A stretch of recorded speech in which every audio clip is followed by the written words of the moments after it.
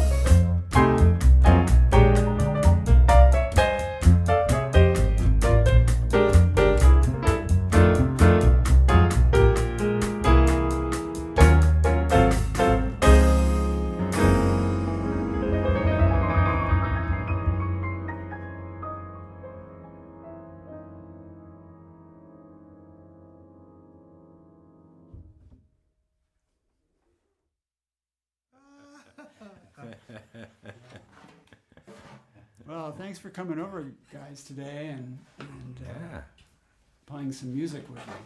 Oh man, This has been wonderful. This is just what I needed. Yeah. Yeah. Well, I mean, we're used to seeing each other in clubs and venues, right? And yeah. so it's just a little bit different experience. But I was curious to get your guys' take. I mean, you're longtime musicians of the Portland scene, and I think a good music scene, good jazz scene is an asset to any community or any city. And I was just wondering how, what are the ingredients that make a good music scene, and how is it changed since the time you've been here? What are some memorable aspects to it, I guess? Yeah. Gosh, I would just think it would probably, any changes are just a lack of the club situations where there's places for guys to play. Mm-hmm. It's like now, when you do a gig, you say, I'm playing at such and such a place for 1 or 2 nights, and then next week I'll be at such and such a place. So and with me being a kid coming up, it was like 6 nights a week. Mm-hmm. But it wasn't strictly what you'd call a jazz club. Yeah. It was a showroom. Sure. Because we had singers, comedians, dancers, and that whole bit. And then plus we used to all wear tuxedo type of things all the time, with the cummerbund, and one night it'd be a burgundy jacket, the next night it'd be a plaid jacket, and the next night it'd be a white jacket or whatever. But you always had something to wear. And a lot of the musicians kind of had their little design of their own for even their clothes. Right. Because if you went someplace, you could see the back of someone and say, oh, that's part of Rudy Grozel's group over there. That's part of such and such. But we could identify with each other a lot. Yeah. I mean, when I was first trying to get into the scene, I was really lucky in that some of the musicians that came before me had sort of took me under their wing. So Pat George and Neil Masson, they taught me a lot. Pat made me learn the melody on every song, and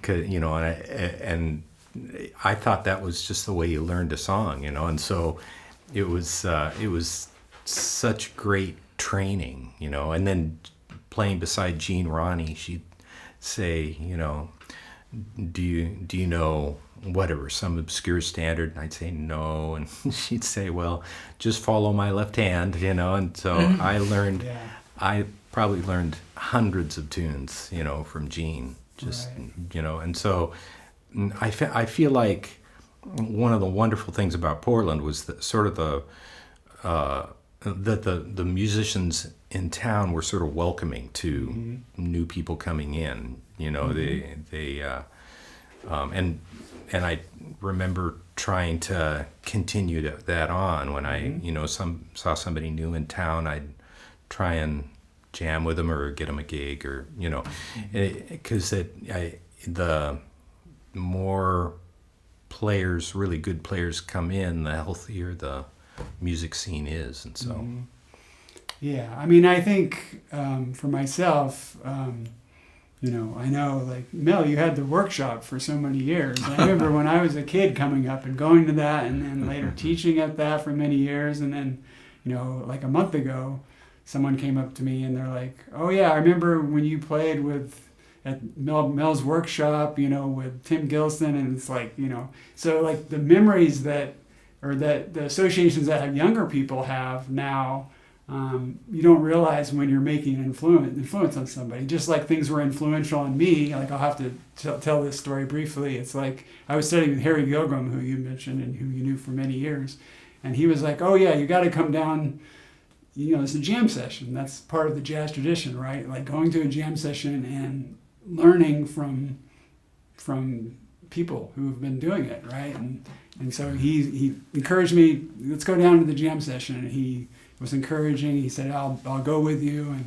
And, so I walk into the Hobbit, and there's Mel and Leroy Vinegar, and I think Mark Simon playing piano. And I still remember this clearly because I was, a teenager. And so, like, that kind of stuff makes a big impression on you when you're learning how to play and just learning about this music. So I think it's that continual kind of tradition, and then it passes on to the next people. And then so that's kind of what I like about it. And I hope we're able to keep that going. Yeah, absolutely. And I know you have hundreds of stories, Mel, and hundreds of experiences.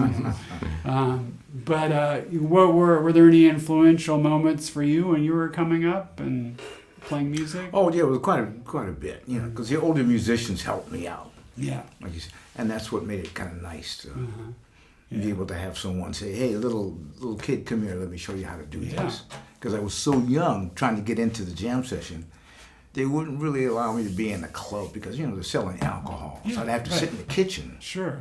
And then they'd call me up and say, "Okay, come up here, quick, kid." And I'd play one or two tunes and then go back to the kitchen and get out of the way. Yeah. But it was just nice to hear them talk, because they would always give them some really nice advice. Mm-hmm. And the other thing that was really nice is it wasn't necessarily just from the musicians, because they had to play behind strippers.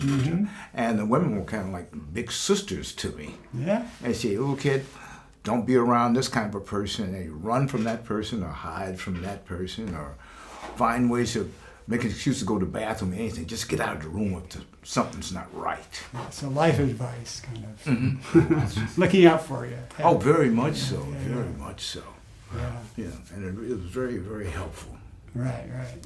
Yeah. And then, of course, I know you've, outside of Portland, traveling all over the world and playing. And how would you compare your experiences in other cities to Portland? Or is it? I guess what I'm asking is there.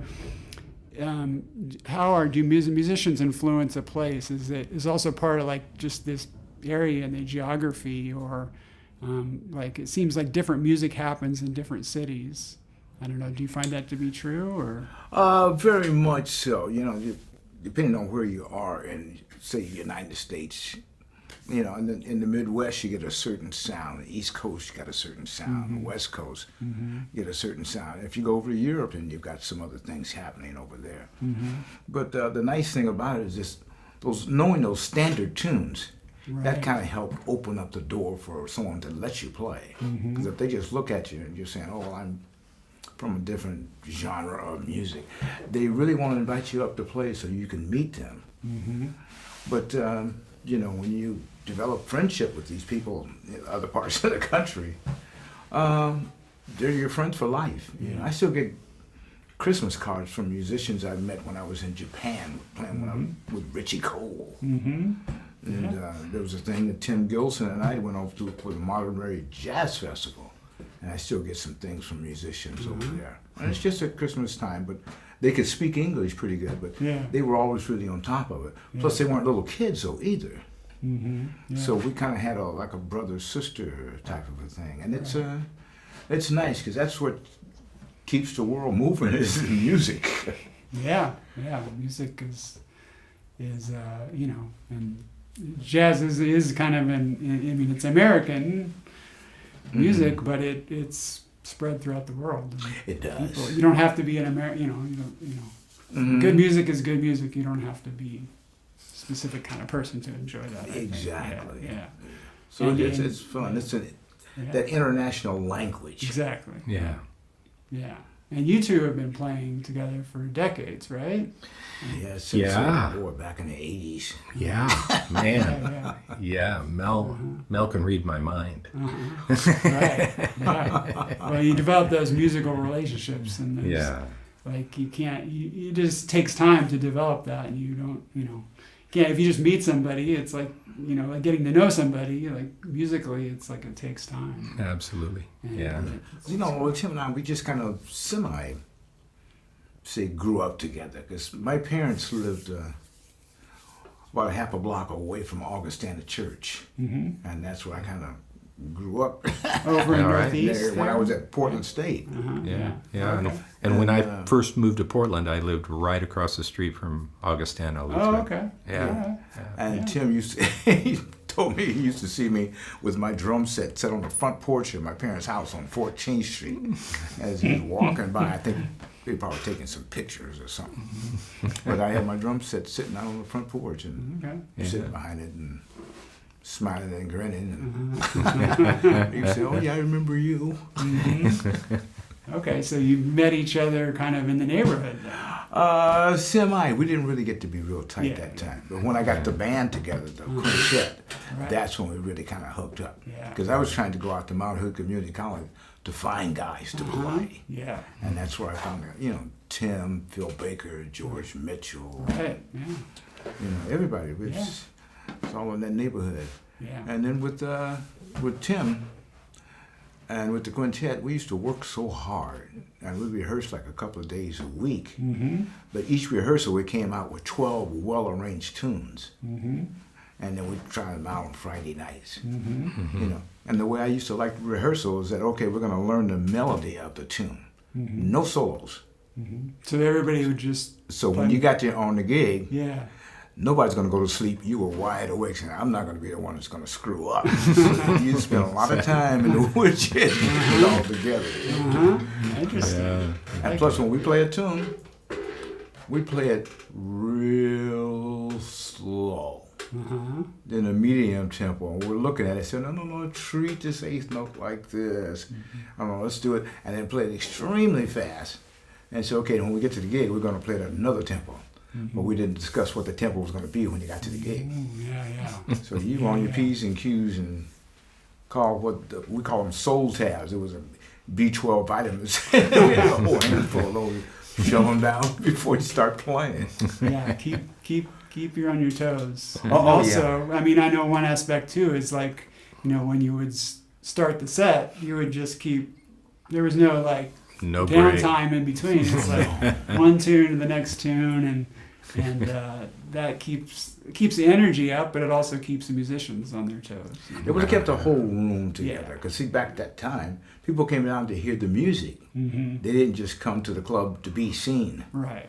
Yeah. Saying I'm wearing this nice outfit and everybody's gonna look at me.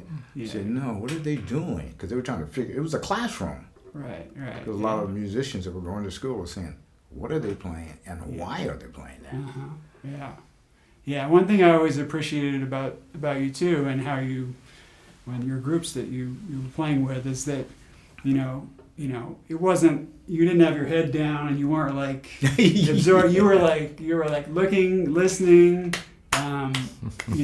reacting to the musically, but also reacting to the audience. And playing music, it's a social situation. So if you're completely like wrapped in your shell and not influenced by what's going on in the room, then it seems like it's not going to be, you're not kind of doing everybody a disservice. So that's something I really noticed and appreciated about when you were playing music. You're like, I'm here, I'm present, I'm reacting, I'm in it. Well, people, I think, knowing jazz, they just kind of think of like in the days in the past, people got dressed when they went out. Mm-hmm. You didn't wear jeans and tennis shoes, so naturally the guys in the band were always dressed. And if you look nice, they want to see that. Mm-hmm. Plus you make them feel good. Mm-hmm. Because once you've had a bad day at work and you want to strangle your supervisor, you get to the gig and you see somebody dressed well and they smile. Yeah. After about 30 minutes, you forgot why you even mad. Right. Yeah. It's therapy. Just take all that headache away. Yeah. Right. Yeah. I agree. Yeah. So yeah, like I say, presentation is just very, very important. And that's what I kind of I got that from playing on the shows around town here. Mm-hmm. But also from just doing the other things, the big TV shows or being like in Motown. Everything was all about presentation. Mm-hmm. Yeah. And it's amazing what that really does to people. Mm-hmm. Because there's presentations right now. It's not necessarily a jazz thing, Right. but even some of the jazz things that are happening, you find somebody like, say, Wynton Marsalis who's soloing, but what are the other guys doing in the band? if you looked across that bandstand, Yeah. some of them are, Yeah. and you're thinking, I'm a little lost right now because I don't know the melody of the tune. I don't know the name of the tune. Right. But, when you're doing something, and you're doing it right, that groove is there. Right. Because like when I grew up, when you left the club, if you went out to see Cannonball Adderley, when you left the club, you walked out popping your fingers trying to sing the melody line of that tune before you got to your car. Right. Yeah. Yeah. Yeah. In the moment and. Yeah, it's almost like when you go to church. You leave church, you think about that last thing that the choir was singing. Yeah, totally. Yeah, it stays with you. Yeah. Well, that's all great stuff, I think, for think of. And I think with younger musicians coming up today, sometimes like even for myself, like it seemed like I had certain opportunities to experience and learn from other musicians. That are maybe, like you said before, like the social, the clubs or the venues are not the same, and that's probably will always be changing. That's something that's always changing. But I just thank both of you guys that I've learned a lot from you and both on the bandstand and off over the years, and so it makes it really nice to be able to get together and play music with you. Oh, So very I much appreciate so. it. Yeah. Well, man. Yeah. Because you guys are just, you make it easy. Mm-hmm. Yeah. And that's what's really kind of nice. It's not a competitive thing. Right. Mm-hmm. It's a respect type of a thing, and that's what I like about it. Yeah. Yeah. Yeah. Yeah. And that's what I think is just kind of, it's slightly missing, but it's just, well, that's because of the situation we have right now. Mm-hmm. Yeah. Yeah. So ideally, music should be collaboration Oh, yeah. and interactive. And, Right. Yeah. Well, I find that one of the things that works for us is that we have big ears. exactly. Yeah. If we play with somebody and we don't know what they're going to do, we're going to listen real hard. After you play the melody down one time, we kind of got a little hook on exactly what to do the next time Right. we come around on the melody. Yeah. Rather than saying, my teacher told me you play it this way, and you guys are playing it that way. You should do it, and then you're fighting on the bandstand, Mm-hmm. and that's not good. Yeah. Right. It doesn't lead to. Plus, you get a good results. job playing behind the singer, Mm-hmm. and depending on where the singer is and what they're doing, they pay a little more money than the saxophone player. Yeah. Yeah, that's for sure. Cool. Well, again, this is a great way to spend an afternoon, and Oh, I'm loving and this. I'm loving look forward to the this. next time when we'll get a chance. Oh, to me play. too. Let's do this again. We gotta just go out, just get a gig somewhere playing, because this sound right here. Yeah. This is This nice. is just so comfortable. Mhm. So comfortable. Nice. Yeah. So thank you for Yeah. Yeah. putting this thank together. You, Clay. Thank you, Tim, for recommending it. Oh, man. Oh, no, it was Clay's idea. All right. Yeah. Great.